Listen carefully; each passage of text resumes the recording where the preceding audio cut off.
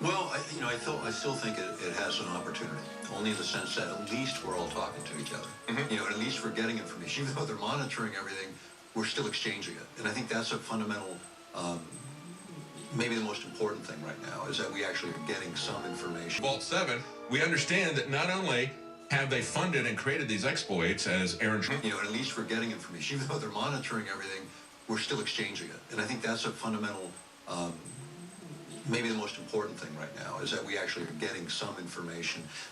Internet provides sort of an equal playing field around the world, at least in gathering data.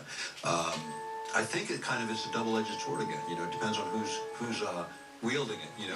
And it really depends on how effective they are at controlling the population. And this is really critical, because when you start to look at the overlay of technologies, the ability to manipulate populations, not just with the standard propaganda, but actually enforcing that by being able to even override certain systems within our physiology and even our psychology.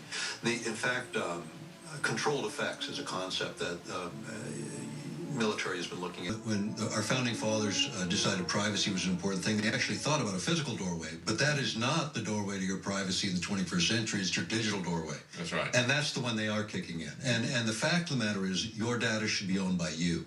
Mm-hmm. The only time it should be available is if you purposefully, directly release it. Not that you excuse somebody for exploiting you.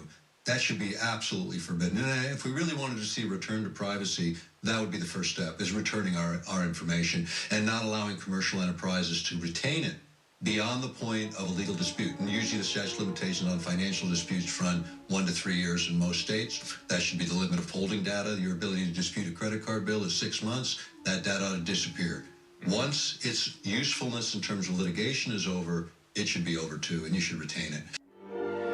As well, if they do that. And people don't understand just how much resources have been allocated to understanding and manipulating the human brain. And we have the BRAIN project that was funded by Barack Obama. I forget exactly the amount of money. I believe it was hundreds of millions of dollars over a few years that they're pouring into this. It's a tremendous amount of money that is being poured into that, coming after the individual mind. But then the other part of this is the hive mind. Right. Okay, and that's where they want to get your metadata. Okay, people think, well, I'm not really very political. I'm not sharing a lot of articles that are controversial. Think of what we continue to see, the fact that everything is closed. We saw it with the TPP. You're not allowed to see this. Right. Your elected representatives are not allowed to see this. And they have to sign. If they look at it, they can't tell anybody that what they saw in that. That's the dark state that we see. This is so reversed from what it ought to be. Totally upside down.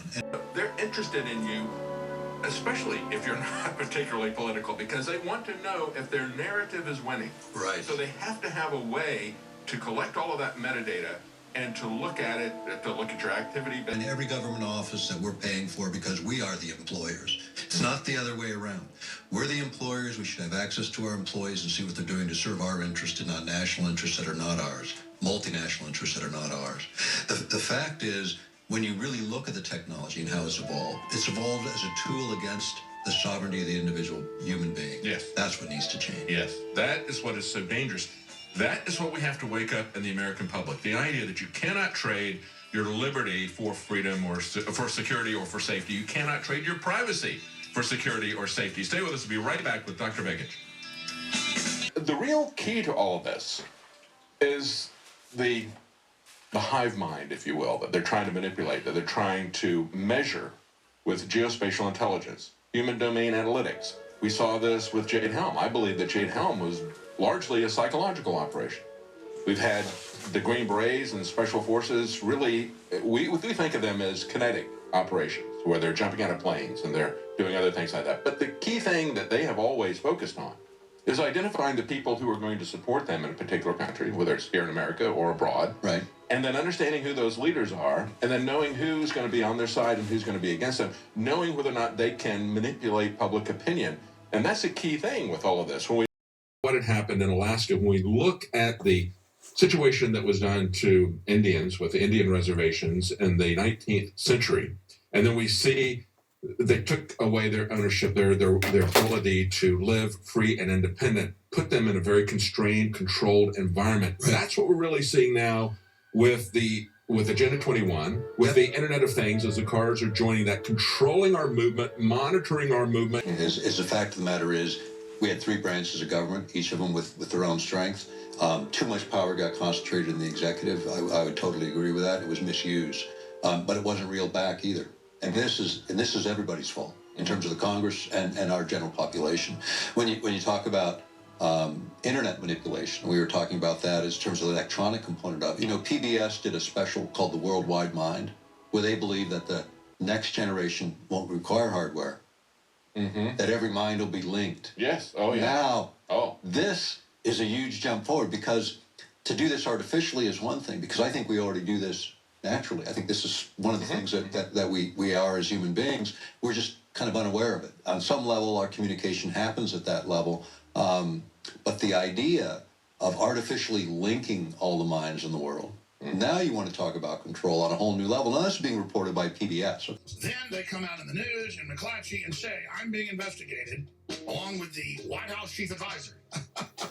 The guy trying to cut your taxes and secure our border and build up a giant military and bring coal back, which is totally like a giant sanction on Russia. When you remove yourself from the battlefield, this changes the entire dimension. It becomes easier to pull the switch. Like the drone assassinations. And even if it becomes... That's just the beginning of it. Oh, yeah. And if it becomes sort of too agitated, they'll cartoon it, Yes. which is what they do. Yes. So that or it you doesn't give feel... some of that decision-making capability to the robot itself. So you can say, now you're not quite involved with it. You're right. just looking at it from an aerial view, and you're saying, well, okay, this area is being overrun now by these things. You're not even seeing the detailed camera work that you might have seen with, as we've seen dramatized so many times now, somebody seeing the camera work of the children that were on the ground that just got blown up. They don't even have to see that. They don't have to look at that. No, and the way the software is being developed to keep that emotional piece out under the story of, well, we don't want the post-traumatic stress syndrome issues. And what you were talking about before the breaks were the idea of creating technologies that will remove memory sets or put new memory sets in. This is huge, because the kinds of things that we need whistleblowers for, they're not even going to have the memory of it. This is so fundamental, because when you think about it, this is the interference with free will. This is the interference with our ability to think freely as human beings, something that most religions of the world say God will not even interfere with, our free will.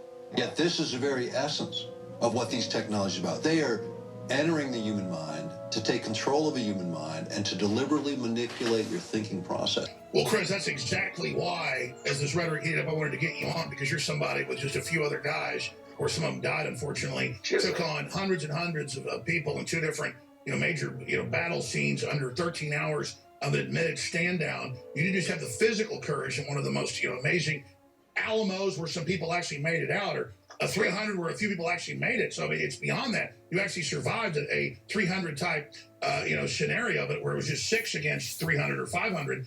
But looking at this, that's why I wanted to get you to talk about this as an expert on it, because they seem confident, and I agree, it's a lot of talk, but they're really trying to organize it. And I understand Trump's resistance to standing up to this, because it'll make him look like a fascist. But when they're openly calling for his death everywhere, and my death and everybody else, it's just horrible. At a certain point, it becomes dereliction of duty if somebody doesn't get indicted, if somebody doesn't get in trouble. When Bow Wow, says, I want to kidnap and rape and enslave the first lady, or when, his uncle comes out, Snoop Dogg, and says, I want to kill Trump, puts a music video out. We know he's a coward, won't do it. Talking about having a drone air force to follow everybody, in addition to all the cameras that they've got. So in Great Britain, they're able to take from where he was and backtrack every place he'd been. Executing like no president I've ever seen on his promises. Yeah. It's almost unbelievable. Yeah. It's so good. And so it'd be one thing if he was like selling us out to foreign powers or something. And that brings us to the next point. What do you make of now Nunes coming out and saying, no, they were surveilling him basically illegally. The surveillance was legal because it was overseas, but they were using it domestically, the Democratic Party, during the transition. And then this claim that he's a Russian agent securing our borders, building up our military, turning our coal back on, that actually decimates the Russian gas exports. I mean, really, if you look at what Trump's doing, he's dominating. He's doing it. I love how you said it. He's doing exactly what he said. There's no president, I think, that's come in the last, I know in the last 8 years for sure, but the last, 12, 16 years. Reagan was great, but he didn't deliver it took him 3 years to deliver a recovery. Trump's done it in 50 days. Yes, it's been outstanding. And I have respect for that. Whether I agree with the policies or not, he's doing what he said he was going to do. Without any kind of censorship from Facebook or from Google. And I hear the music coming in right now. But briefly, just recap in about a couple of seconds what happened. We just said Chris Peranto, known as Tonto. I'm going to go over his Bob. Most people know who he is. There's a lot of secret wars that have gone on where some similar things happen, but one of the most famous, whether it was secret or public. And made sure natives had retained mineral rights, oil and gas rights, timber rights, surf state rights for land, and the right to self-direct. They built the biggest companies, domestic companies in Alaska in the last 20 years. They are a success story that continues to grow in Alaska and an example of what you do when you empower people with property rights and resources again. It's property rights. It doesn't have anything to do with the people. It's a property rights. Don't let them put all of us on an Indian road. If Google tells you on your map, would you drive down a road that will actually kill you? And we've had several incidents of this happening. That's the road we're all going down. Yes, sir. I just know I sometimes it's better to be lucky than good. And I was surrounded by a great freaking team. I had 2 Navy SEALs and 3 Marines with me too. And the bottom line is you never gave up. But the survivors all contributed, and they say they're all heroes. They say though that you really.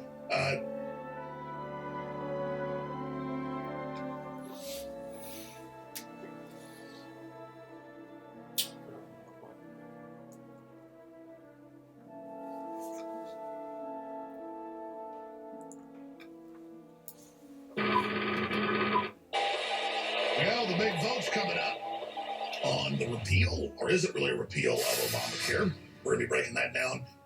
We have massive news on Soros trying to stir up race wars and civil unrest. It's a big, important transmission on this Friday worldwide broadcast. But first, we also have one of the top survivors from Benghazi joining us today. A lot of other big guests. First off, a key report from John Bowne. Bart and InfoWars on.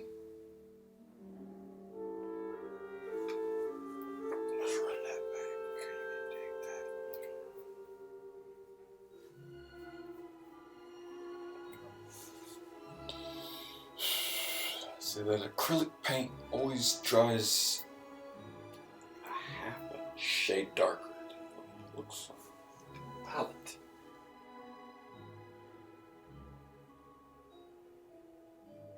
That's okay.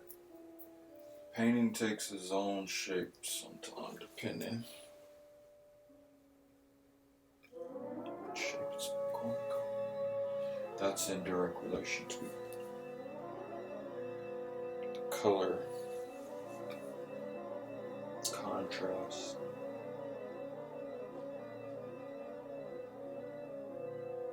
It's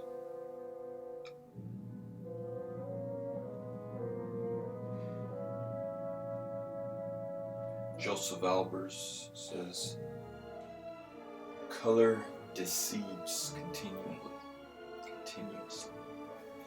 So in other words, depending on what type of lighting you have and what color, red in this instance,